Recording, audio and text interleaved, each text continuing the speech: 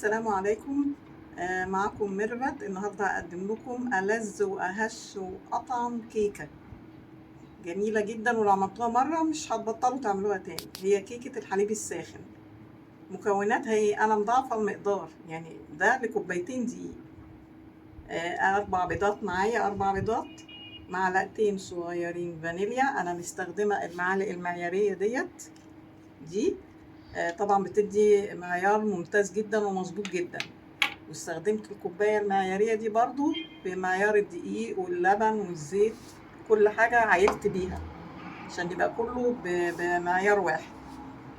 قلنا معايا 4 بيضات ومعلقتين صغيرين فانيليا. أنا استخدمت كيسين من الفانيليا دي، هو دول معيارهم.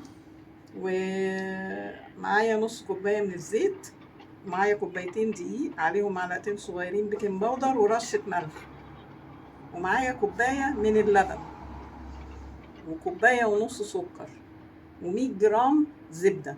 ده للمقدار اللي هو كوبايتين دقيق. وهبقى اكتب لكم في الكومنتات المكونات بتاعت اللي هي كوباية واحدة دقيق، هكتب لكم الاتنين يعني. دلوقتي هنقول بسم الله الرحمن الرحيم ونبدأ. هاخد ال4 بيضات، بسم الله.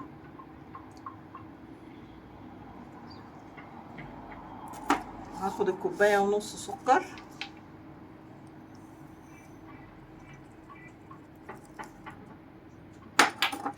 مع الفانيليا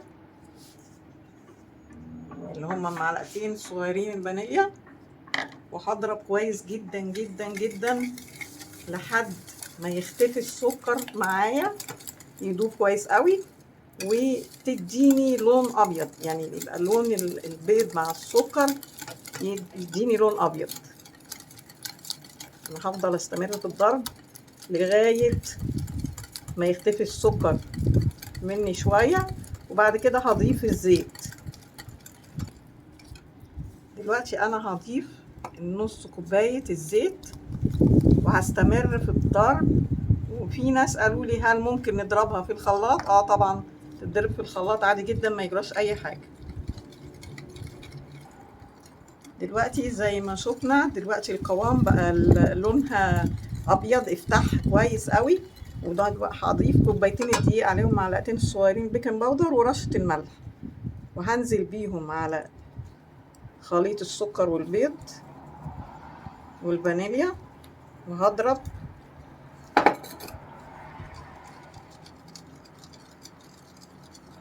ممكن الكلام ده كله يا جماعه يتعمل في الخلاط للي مش هيقدر يعني على حركة الدراع وكده. ودلوقتي بعد ما ضربنا خالص ادينا شايفين القوام بتاعها بقى سميك. وغلينا كوباية الزبدة اللي هي 100 جرام، او ممكن تجيبوا باكو زبدة لورباك ل 100 جرام، مع كوباية اللبن مغليين وسخنين جدا. هنزل بيهم على خليط الكيكة.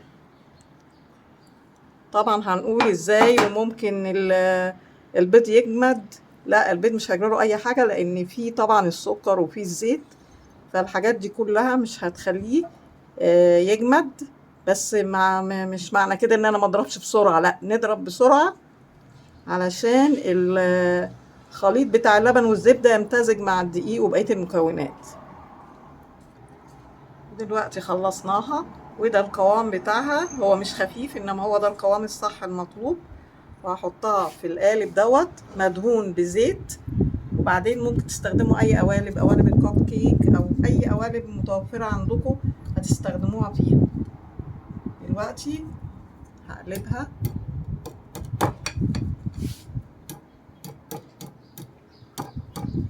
وهنحطها في فرن ساخن مسبقا، درجة الحرارة بتاعته 180 لمدة من 35 دقيقة ل50 دقيقة. وده شكلها النهائي بعد ما قلبناها في القالب. وهنحطها في الفرن زي ما قلنا درجة حرارته 180 من 35 ل50 دقيقة، وهنوريها لكم بقى بعد ما تخلص ان شاء الله. الكيكة طلعت اهي يا جماعة، تحفة وهشة وطرية جدا بصراحة، يعني تحفة، عايزة بقكم بصراحة. ويا سلام بقى لو بعد الغدا كده مع فنجان شاي، عظمة على عظمة. يعني أنا كان نفسي تبقوا موجودين عشان تدوقوا الجمال ده. ويا ريت الفيديو بقى لو عجبكم والطريقة عجبتكم، ما تنسوش بقى اللايك والشير. شكرا.